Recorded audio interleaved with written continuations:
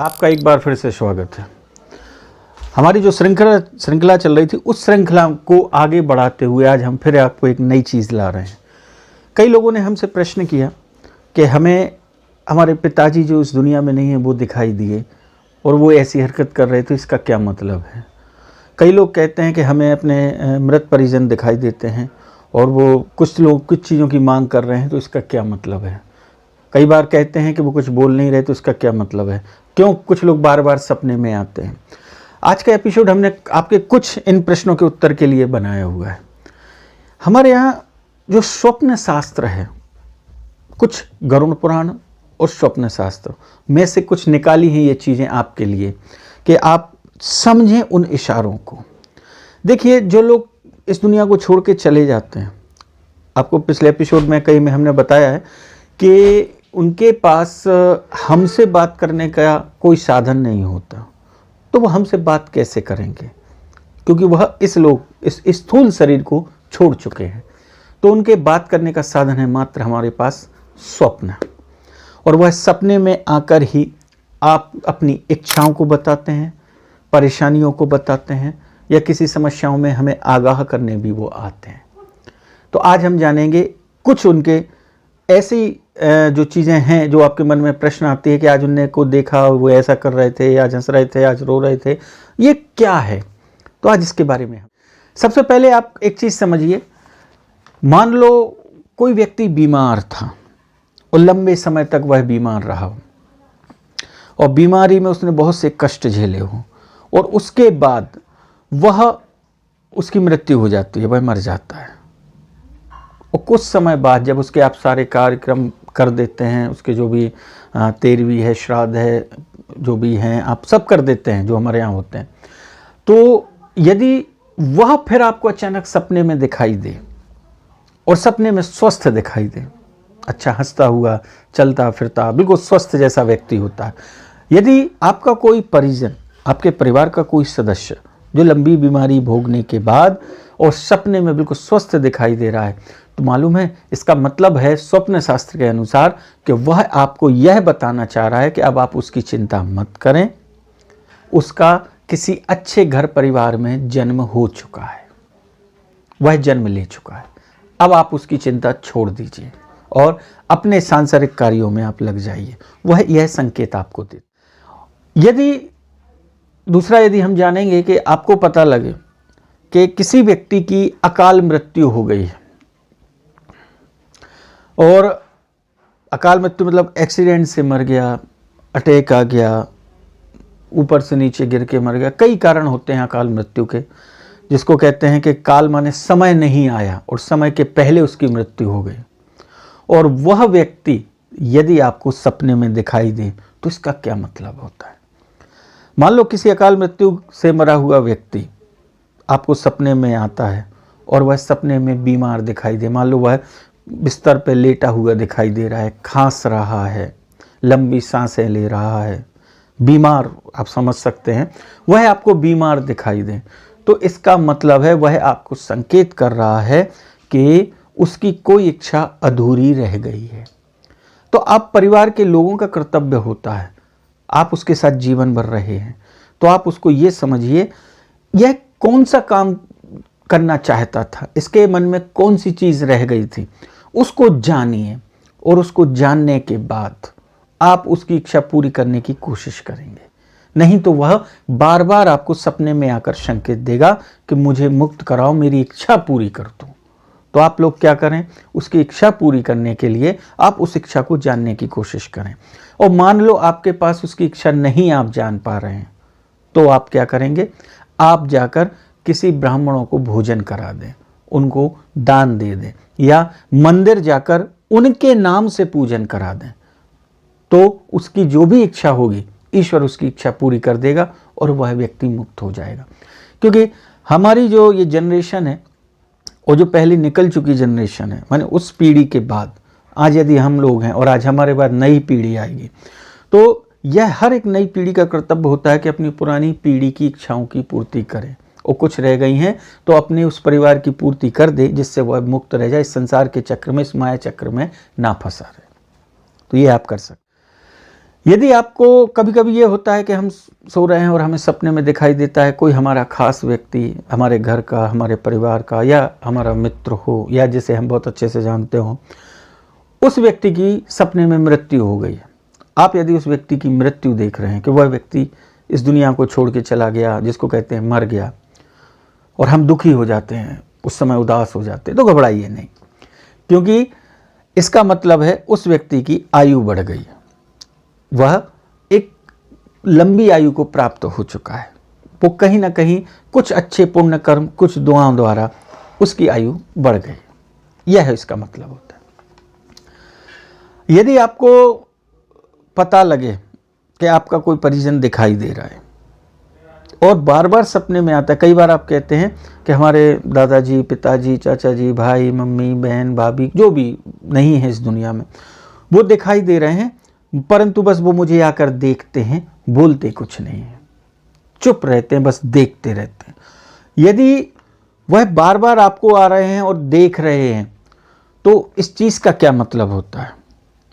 आपके लिए ढूंढ के निकाला।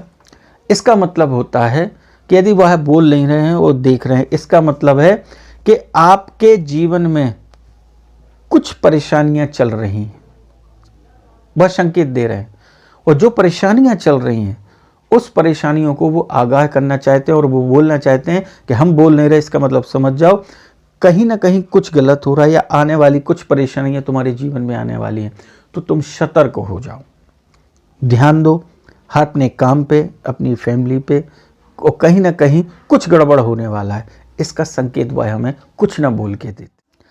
फिर चलते हैं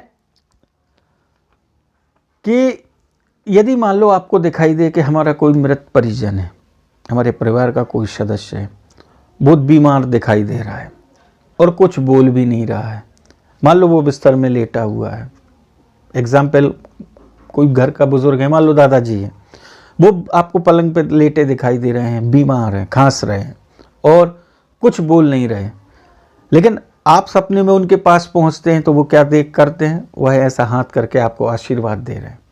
यदि ऐसा दिखाई दे तो ये बहुत अच्छा स्वप्न है। इसका मतलब है वह आपको कह रहे हैं कि अब तुम जो कार्य कर रहे हो इसमें तुम्हें डेफिनेटली सफलता मिलने वाली है और तुम्हारी जो भी कार्य उसमें उन्नति होने वाली है, वह यह संकेत देते। आगे चलते हैं।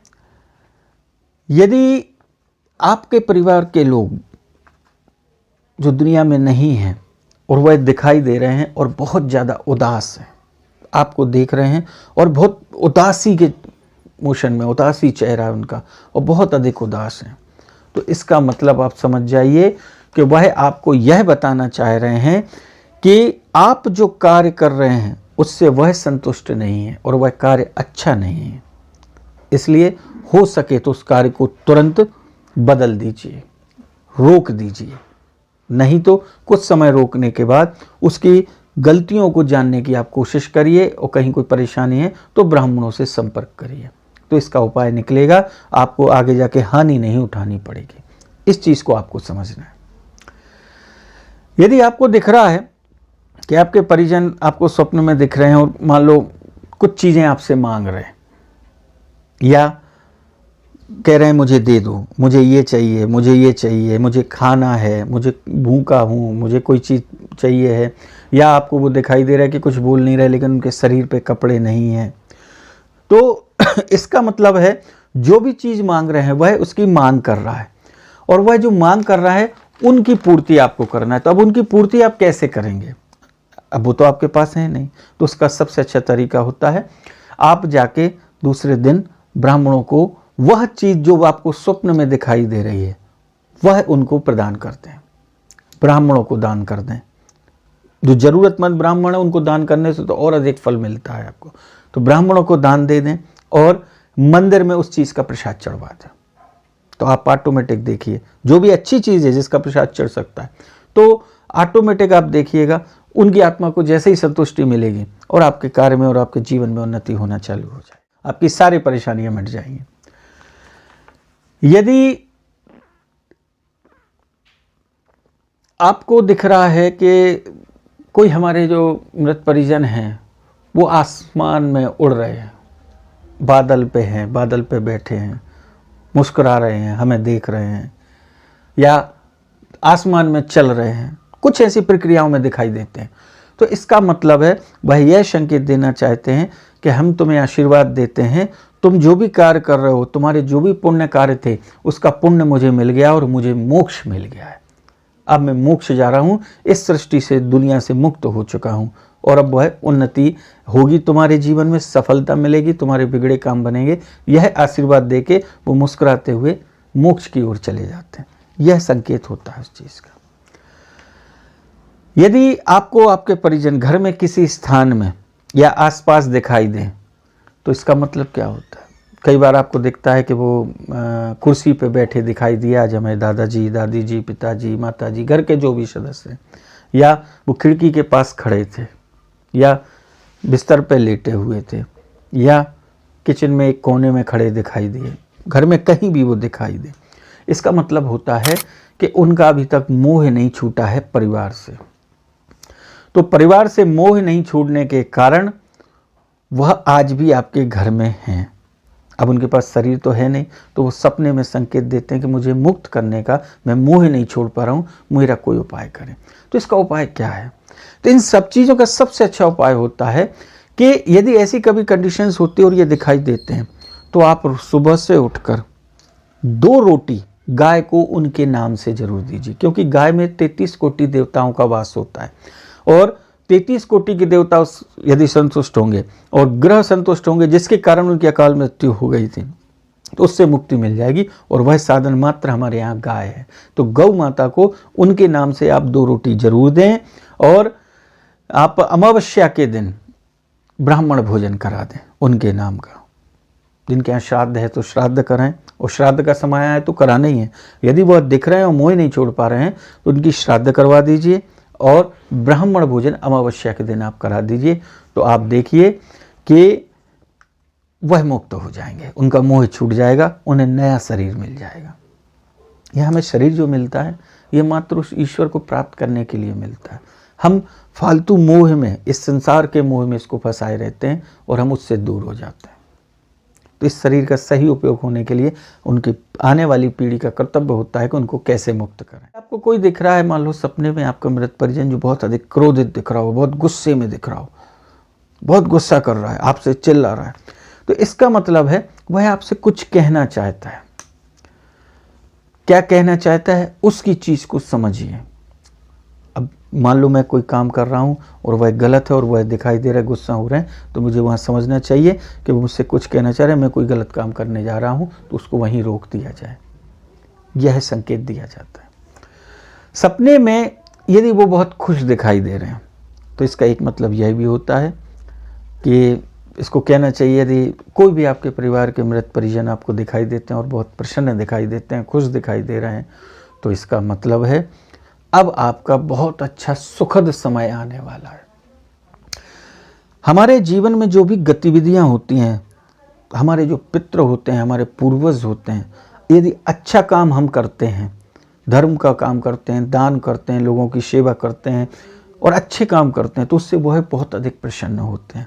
और यदि गलत काम करते हैं तो वह क्रोधित होते हैं, और वह वो ही आशीर्वाद देते हैं, और वो ही चाहे तो आपको बद्दुआएं दे देंगे, तो आपका परिवार नष्ट होने की कगार पे आ जाता है। और इसका सबसे अच्छा उदाहरण आप देख सकते हैं कि नहीं, उन बस्तियों में जाके देखिए, जो लोग गरीबी भोग रहे हैं, जो लोग कचड़े में से उठा रहे हैं, क्योंकि उनके परिजन मुक्त नहीं हुए, और उनके जब मुक्त नहीं हुए तो उनकी बद्दुआओं के कारण ये स्थिति बनी हुई है। इसलिए कहते हैं हमारे धर्मशास्त्रों में, घर में एक न एक कोई धर्म पुत्र होना चाहिए जो धर्म को मानने वाला हो।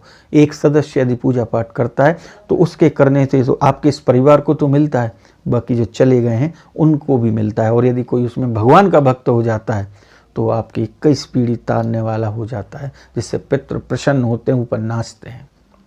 ये ध्यान रखें। तो और इसके साथ एक चीज़ और कहेंगे कि वो प्रसन्न यदि आपको दिख रहे हैं तो बहुत अच्छी बात है, आपका सुखद समय आ रहा है। और दूसरी चीज़ है, यदि वो रोते भी दिखाई दें कि मतलब रो रहे हैं, तो उसमें भी प्रसन्नता की बात है, क्योंकि वह आपके लिए कहीं ना कहीं शुभ है। अब आप कहोगे कि रोते हुए कैसे, अभी आप कह रहे क्रोधित दिख रहे हैं तो परेशान, यदि वो रोते हुए दिखाई दे रहे हैं, इसका मतलब है अब तुम्हारा समय अच्छा आने वाला है और उनका समय पूरा हो चुका है। और वह आपसे विदा लेकर अब जाना चाहते हैं। ऐसे कई संकेत हैं जो हमारे धर्मशास्त्रों में दिए गए हैं, जो आपको इस छोटे से एपिसोड में हमने बताने की कोशिश की है। अब आप इनको जानकर अपने उस सपने में उनकी इच्छाओं को पूरा करिए। और सबसे अच्छा उपाय होता है, आपके जो भी अपने प्रिय परिजन हैं उनके लिए गाय को प्रतिदिन 2 रोटी उनके नाम से जरूर दें। ब्राह्मणों को पूर्णिमा अमावस्या पे दान किया। हालांकि पितरों के लिए मुख्य होता है, हमारे पूर्वजों के लिए जो नहीं है दुनिया में, अमावस्या के दिन। उस दिन जरूर ब्राह्मणों को दान दें, अपने घर में भोजन कराएं, तो उनका आशीर्वाद मिलेगा और आपकी सारे काम बिगड़े बन जाएं। आशा करता हूँ आज कुछ प्रश्नों के आपको उत्तर मिले होंगे और आपको अच्छे लगें तो इसको आप लाइक करके शेयर करें, अपने वालों तक पहुंचाएं, जिससे वो भी अपने इस परिजनों की जो इच्छाओं की पूर्ति कर सकें। भगवान श्री कृष्ण आपकी सारी मनोकामना पूरी करें। आगे आपके लिए फिर एक नया एपिसोड लेकर आएंगे। सारी इच्छाएं पूरी करें और हमेशा आप स्वस्थ रहें। आपके कार्यों से आपके मृत परिजन, आने वाली पीढ़ी, सबके सब संतुष्ट हों और आपको संपूर्ण आशीर्वाद मिले, भगवान की विशेष कृपा मिले। अब आज्ञा दीजिए। जय श्री कृष्ण।